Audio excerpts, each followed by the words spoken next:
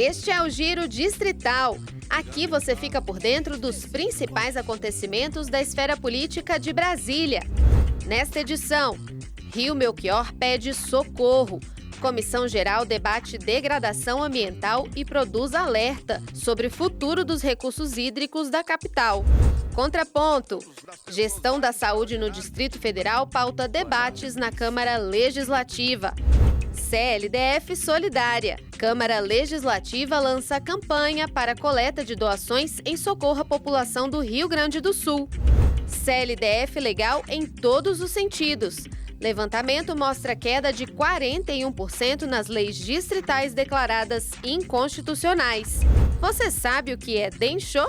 Câmara Legislativa recebe exposição com pinturas que utilizam essa milenar técnica japonesa. E claro, também vamos destacar o que foi notícia na Câmara Legislativa na segunda semana de maio. A semana na Câmara Legislativa começou com mudanças no regimento interno da CLDF. As alterações foram aprovadas na sessão ordinária do último dia 7, em primeiro e segundo turno. A principal delas mexe com a estrutura de poder da CLDF, alterando de 5 para 7 o número de cargos da mesa diretora da casa, que passará a ter um segundo vice-presidente e um quarto secretário. A mudança passa a valer somente no ano que vem, após a próxima eleição para a composição do colegiado.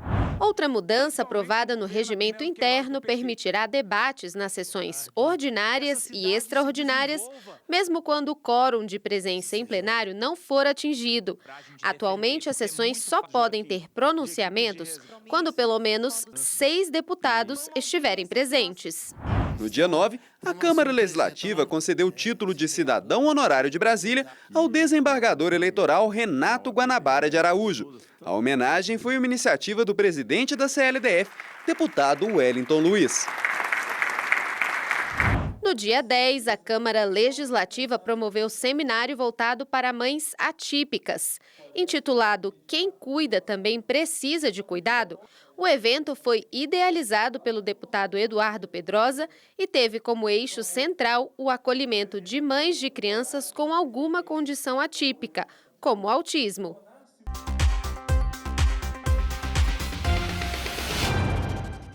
O Sistema Público de Saúde do DF voltou a ser tema de debate na sessão do plenário da Câmara Legislativa no último dia 7 de maio.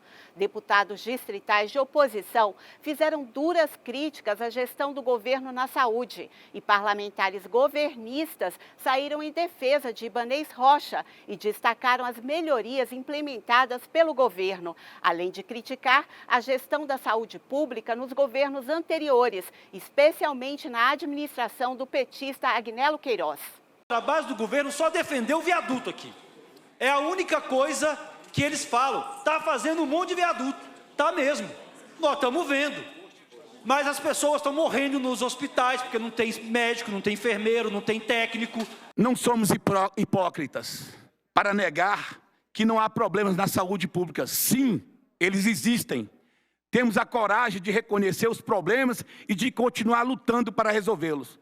Mas também temos a coragem de dizer, com humildade, que não tem alguns deputados da bancada do PT, que a saúde do governo Ibanez Rocha é muito melhor do que a deixada pelo governo do PT, Agnello Queiroz. Se os deputados apoiadores do senhor Ibanez acham que a saúde pública do Distrito Federal está boa, eu faço um desafio. Bora sair aí agora uma noite inteira visitando as UPAs e os pronto-socorro dos hospitais? Bora!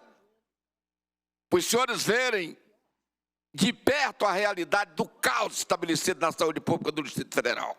Chega para algum paciente, pergunta como é que é o atendimento hoje no Hospital do Gama, no Hospital de Base, que o Instituto de Gestão Estratégica da Saúde está destruindo. Portanto, não vamos tapar o sol com a peneira não, gente. Vamos trabalhar, falar o que é real. Os parlamentares aqui de esquerda podem parabenizar o governo Agnello o tanto que eles quiserem. Mas a realidade é que ele foi tão ruim que ele não ranqueou como um dos piores do DF, não. Foi um dos piores do Brasil. Foi um dos piores do Brasil. E o ibanês, o que ele está fazendo hoje pela saúde, não vai sentir o reflexo, a sociedade não vai sentir o reflexo em 1 mês, ou 2 meses, ou até em 1 ano. Mas em 5 anos, em 10 anos, esses 5 hospitais que ele está construindo, essas 17 UPAs que ele está construindo, elas vão ser refletidas na melhoria da saúde aqui no Distrito Federal. Já imaginou debater os problemas da sua profissão por meio de esquetes teatrais e muito bom humor? Só vem pra dormir, ela! Essa é a ideia por trás do Enfermagem Multiverso, evento em formato de talk show idealizado pela deputada Deise Amarilho para discutir os percalços enfrentados pelos profissionais de enfermagem no dia a dia. A 3ª edição da empreitada foi realizada no último dia 8, abrindo a Semana Brasileira da Enfermagem. Eu acho que é uma forma da gente descomprimir e também envolver a sociedade para as nossas pautas, as pautas também positivas e as pautas que a gente precisa superar. O multi-universo da enfermagem ficou claro nos inúmeros depoimentos e na participação de Diego Bessou, um dos maiores comediantes da enfermagem brasileira. Dona Helena, vou dar alta pra senhora, viu? Avisa o maridão que hoje tem. Mas o foco do debate recaiu sobre um tema sério: as marcas e as lutas das mulheres na enfermagem brasileira. Nada mais justo, afinal, elas representam mais de 62% da força de trabalho deste segmento. Como que a história de gênero, como ser mulher dentro da profissão, impacta hoje nas nossas dificuldades, na desvalorização, na nossa possibilidade, inclusive, né? Hoje a Associação Brasileira de Enfermagem, ela faz todo ano o tema. Então, é rompendo bolhas, coexistindo e resistindo, e é o que as mulheres fazem, né? É resistir para tentar coexistir, para a gente se superar. E a enfermagem também.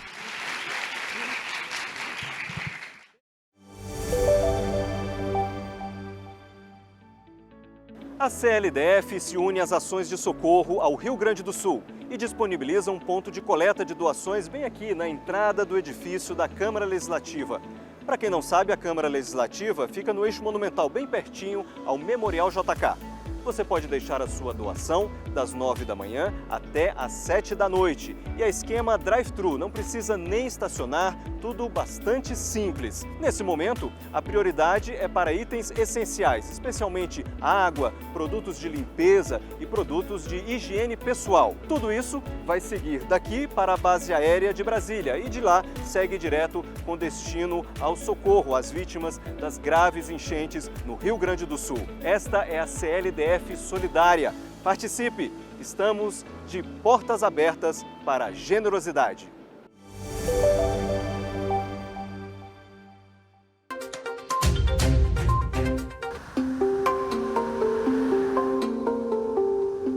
O rio Melchior nasce na área de preservação do Parque Juscelino Kubitschek.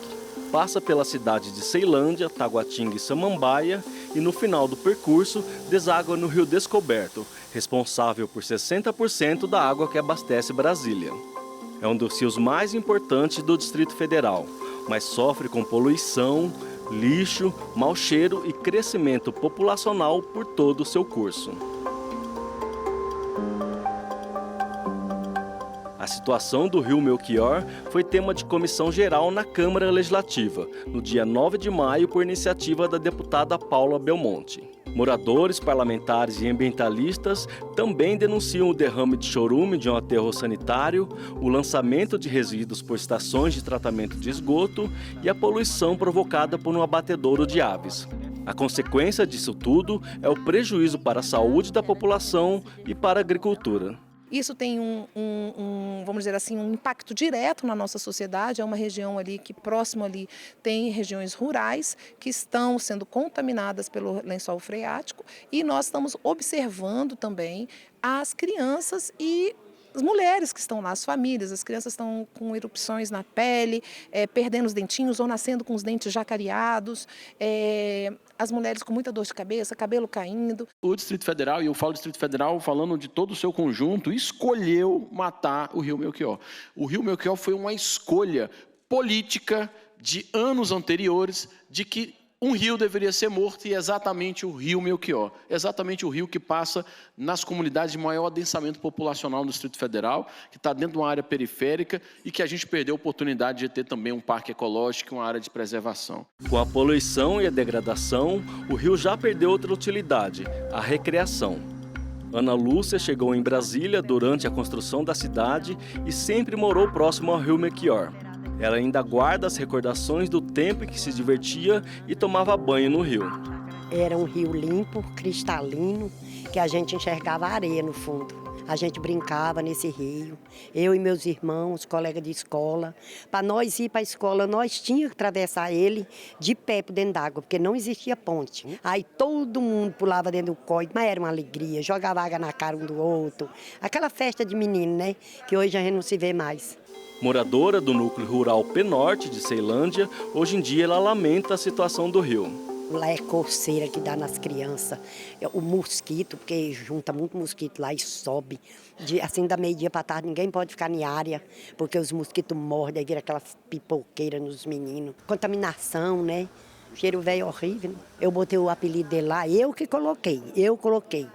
Porque antigamente era Belchior, agora eu chamo ele Ribosteiro. Pesquisadores da UNB identificaram poluição com a presença de compostos químicos e metais pesados acima da quantidade permitida pela lei.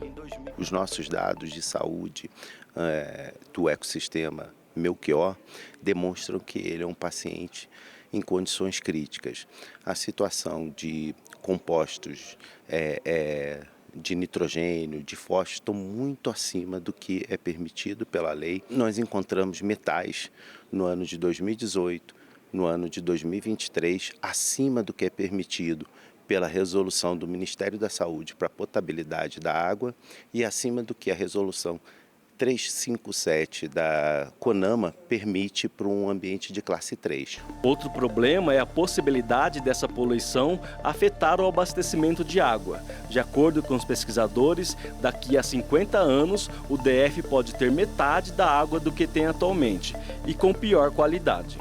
O rio Melchior se junta com o rio Descoberto, que deságua no Corumbá 4, que é um dos reservatórios de abastecimento de água do Distrito Federal. Então, no futuro, há uma grande probabilidade do rio, do reservatório de Corumbá 4, ficar poluído numa condição que não possa ser mais utilizado para o abastecimento de água do Distrito Federal. Uma das saídas para solucionar o problema do rio Melchior é envolver o GDF, a Câmara Legislativa e a sociedade civil. É o que defende o secretário do Meio Ambiente. Para que a gente consiga resolver uma situação tão complexa que é essa do rio Melchior, é fundamental a interseção entre o poder executivo, legislativo e a sociedade civil. Ou seja, a academia tem ajudado muito a gente, mas só essa união que a gente vai conseguir resolver esse problema. Além da comissão geral, o assunto pode voltar a ser debatido aqui na Câmara Legislativa. Isso porque a deputada Paula Belmonte propôs a instalação de uma comissão parlamentar de inquérito para investigar as responsabilidades pela poluição do rio Melchior. É um apelo que a gente faz aí a todos os parlamentares que abram essa CPI. Foi como a gente conversou mais cedo com o professor. Essa CPI ela vai ser importante para a humanidade, não para punir as pessoas ou para punir um ou outro órgão, mas que seja semelhante a quando acontece um acidente de avião. Se estuda o motivo pelo qual ocorreu aquele acidente para evitar que outros desastres aconteçam.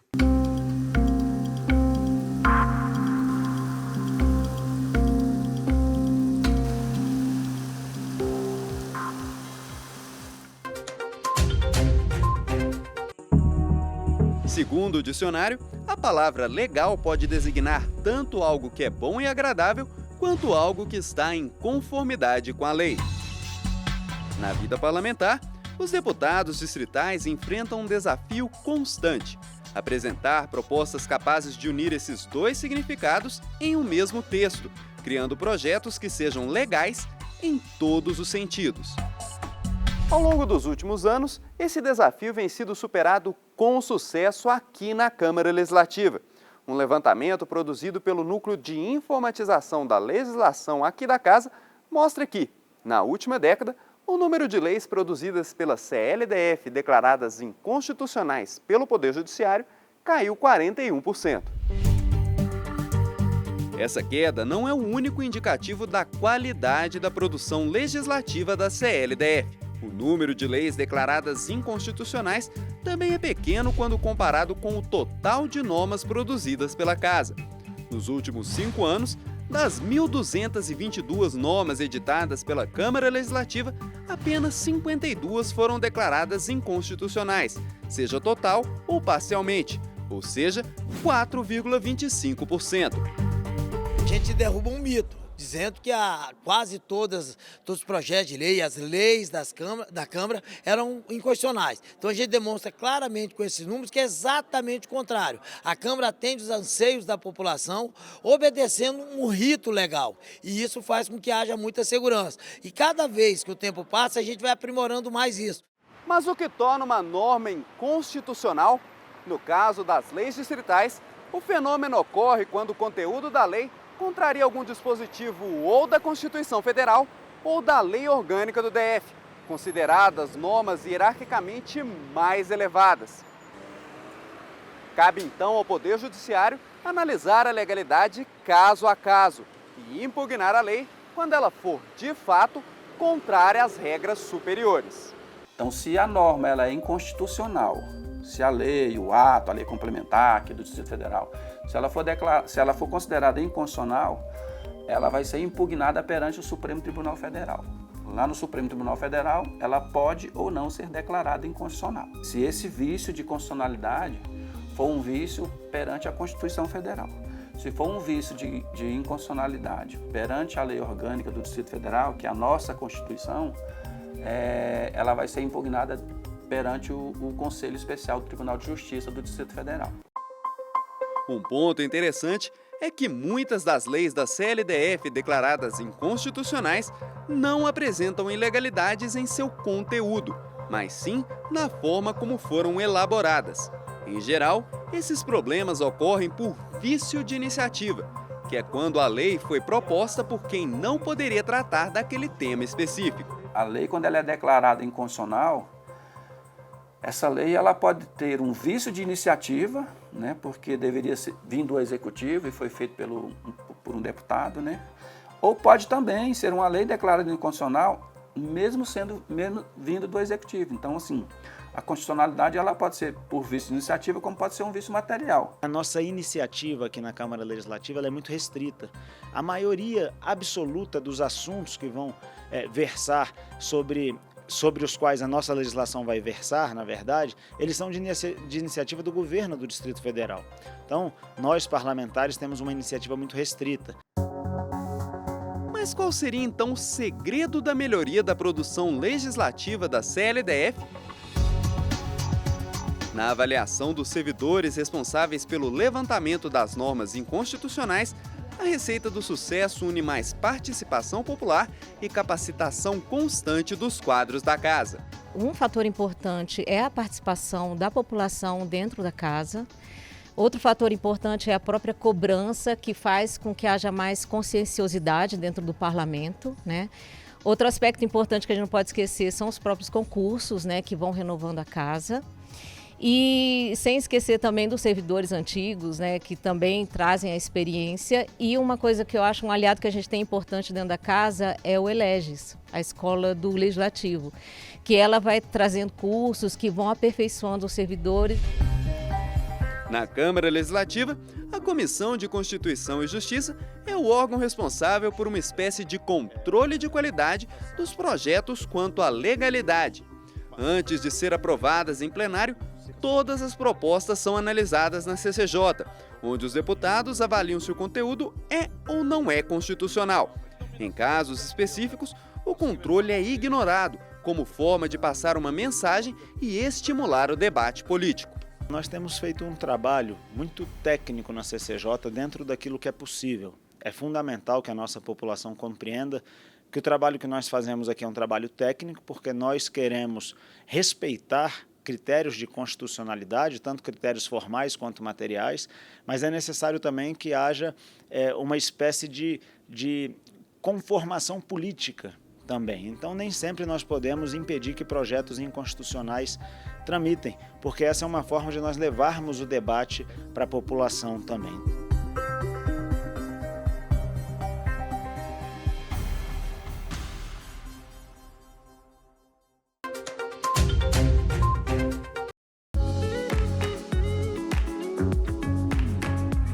traços finos, monocromáticos, que retratam delicadamente elementos da natureza a partir das tonalidades que o carvão diluído em água proporciona.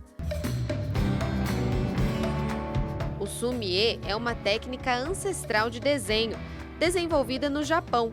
Esse acervo é da exposição Densho, o caminho do sumie no Brasil, realizada na Câmara Legislativa do DF.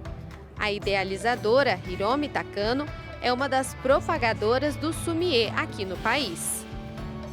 O sumie chegou ao Brasil na bagagem dos primeiros imigrantes. Eles trouxeram em sua bagagem a pintura por meio de kakejiko. Kakejiko são pinturas que são colocadas em pergaminhos. Então eles trouxeram essa pintura e aqui praticaram nos momentos de nostalgia, de saudades da terra natal. E essa pintura ela foi ensinada aos descendentes. Essa é a forma que eu aprendi. Nós chamamos de Densho.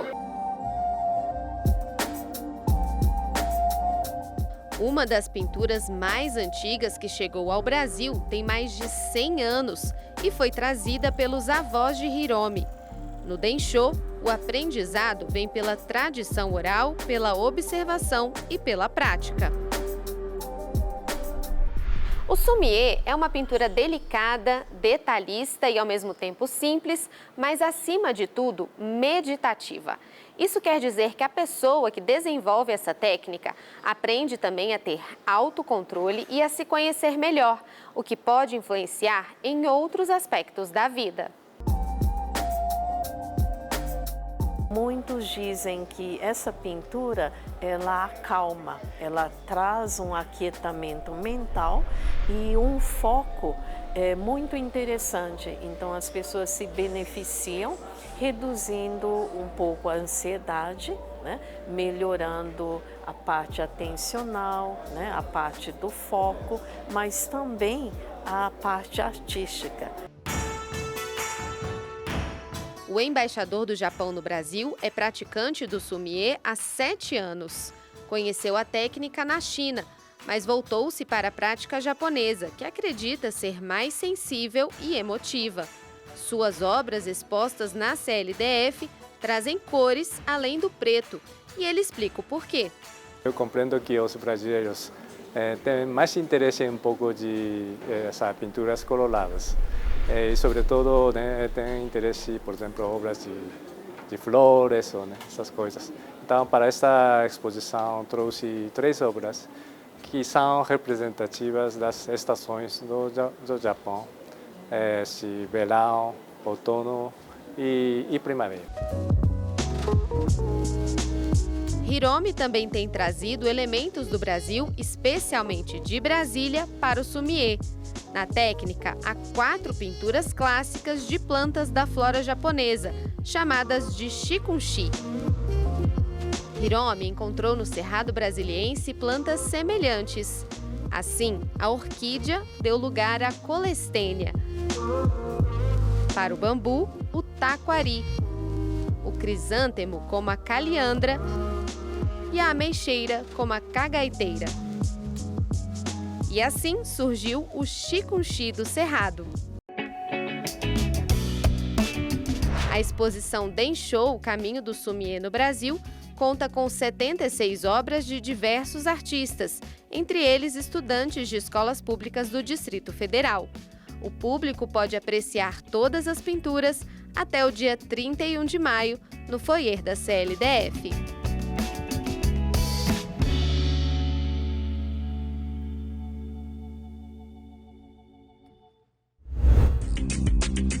E não se esqueça, para outras informações sobre os trabalhos da Câmara Legislativa, acesse o portal de notícias da Casa.